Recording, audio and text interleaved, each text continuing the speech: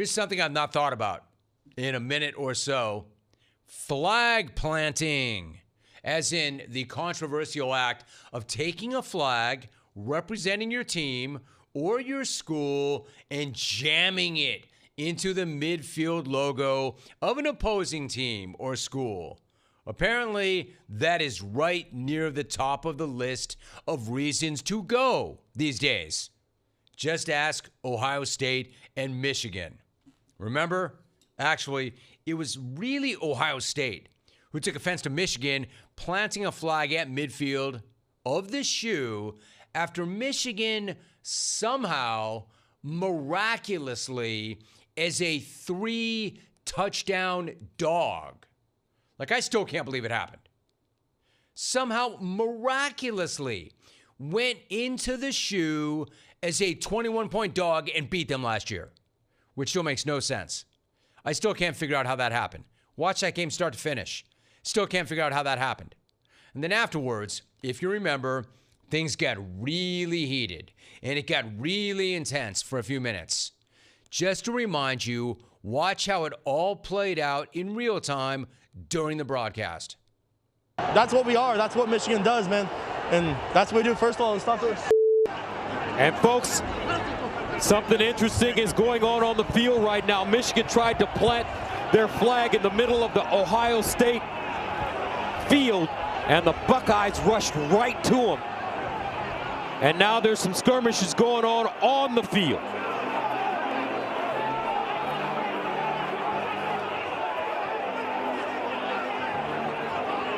An unsportsmanlike gesture by the Wolverines.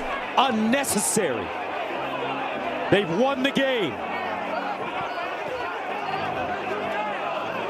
No need to be disrespectful.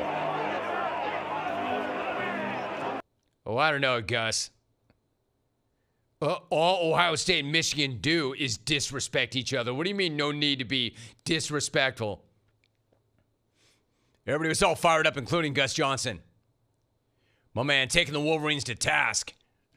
Although that wasn't as harsh as the other thing that Gus said as the game was ending last year. You know, when he said, and I quote, Sherrone Moore says, "We didn't cheat this time." Sherrone Moore says we didn't cheat this time. Incredible and true. They actually didn't cheat that time. And somehow they beat the clear and away best team in the country. When they were 20.5-point dogs, fair and square, they beat them in their house without cheating this time, which still makes absolutely no sense, which is probably why Michigan was feeling themselves and decided to run over and plant that flag at midfield after that miracle. Now, I also argued at that time that Ohio State had 60 minutes of football to show their fight. So fighting Michigan after losing that game over a flag seems pretty lame. It's only a flag, right? If you didn't want them to plant that flag on your turf in the middle of your logo, you should have done something about it before it happened.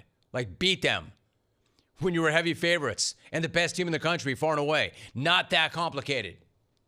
So flag planting really should not be at the top of the list of reasons to go, but clearly it is at this point because it seems like every single time that happens now, all hell does break loose. And obviously, we can't have all hell break loose at the end of the game every season. So, why am I bringing this up now? I'm not at all surprised that Sherrone Moore came out this week and said that flag planting is now officially over. In fact, this is exactly what I said would happen when this incident initially went down. This is what he has to say now. There'll be no more flag planting. There'll be no more grabbing the flag. You know, we talked about our new tradition and what we do when we win a game is go meet the band, go sing our victors, and stay over there until the other team departs. And that's how we'll operate. Well, you Michigan men are so classy. How about you Michigan men? Taking the high road, staying classy. Stay classy, Michigan. way to take the high road now, right after they took the low road and incited a riot in the Horseshoe last year. Of course, Michigan is fine saying no more flag planting. They just got over on the Buckeyes. If that's the last flag ever planted in the rivalry, Big Blue will always get to say they were the ones who planted their flag right on that giant red O. I wonder if the Buckeyes feel the same way. I wonder if the Buckeyes agree with the new concept, with the new plan. Somehow I doubt it. Somehow I doubt that the men of Michigan get to decide. The men of Michigan have the final say. The men of Michigan have the last word. The men of Michigan keeping it classy as always. And Sherrone Moore was not the only one bringing the class to Big Ten Media Days this week. Senior defensive end Derek Moore also took time to congratulate Ohio State on their natty win, right before he said it wasn't a, quote, real win. I congratulate them on the win, but you know it's not no real win if y'all ain't beat us. So, but I'm gonna congratulate them on their win. But this year is gonna be different. The thing about the Michigan men, you Michigan men, you're always acting like we're above this. We're actually the class in this. We are Michigan men. We're the actual personification of class.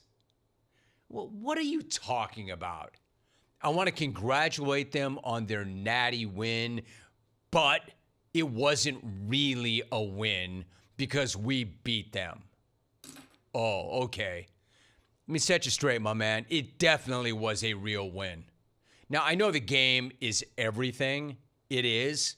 Unless you win the national championship.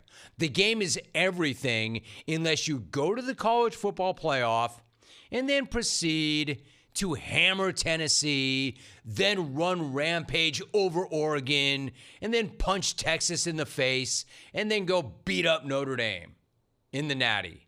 You do all that, and believe it or not, people will actually forget that you somehow miraculously lost the game. Believe it or not, men of Michigan, the natty does not run through Michigan. I know the whole rap that you could lose every game, every year, but if you beat Ohio State to win only one game that year, it's a successful year. I get that. I'm not even saying that's not accurate. That is true. That is true. Sherrone Moore obviously proved it last year. Listen to the nonsense that's coming out of their mouths. I get that. I get that. And you going into the shoe and beating them last year was pretty miraculous and incredible. I'm not trying to take that from you.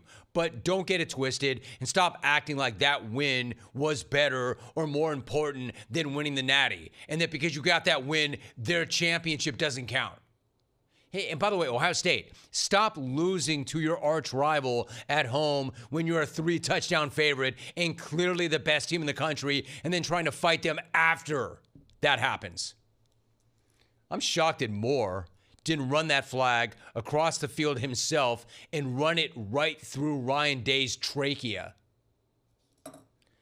It's kind of like kicking somebody in the nuts and then saying, okay, that's not cool, but I'm going to take the high road and never blast you in the package ever again.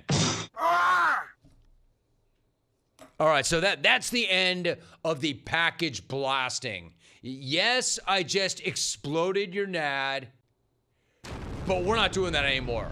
It's over. It's over. So you can't kick me back in the balls. Cool? I don't know. Ohio State is way more classier than me. I'm guessing that we haven't seen the end of this. Now, Michigan can't do it again because their coach just said we're not doing that anymore. But why do I think that Ohio State, that was brawling with them on the field afterwards, is not going to be like, okay, we're good. We're good. Same page. Doubt that. Doubt that. Come on, man. When they go to Ann Arbor and they kick their ass next, they're definitely running their flag over there. Then they'll say, all right, we're putting an end to this. No more flag planting. We're good. No more flag planting. And then what's going to happen? Michigan will do it again after they beat them again. And then we're back to where we started. No more flag planting starting right now. In fact, I'm going to combine those two thoughts. Not only are they going to plant that flag, they're going to plant it right in their package. Now we're good. Now we're good.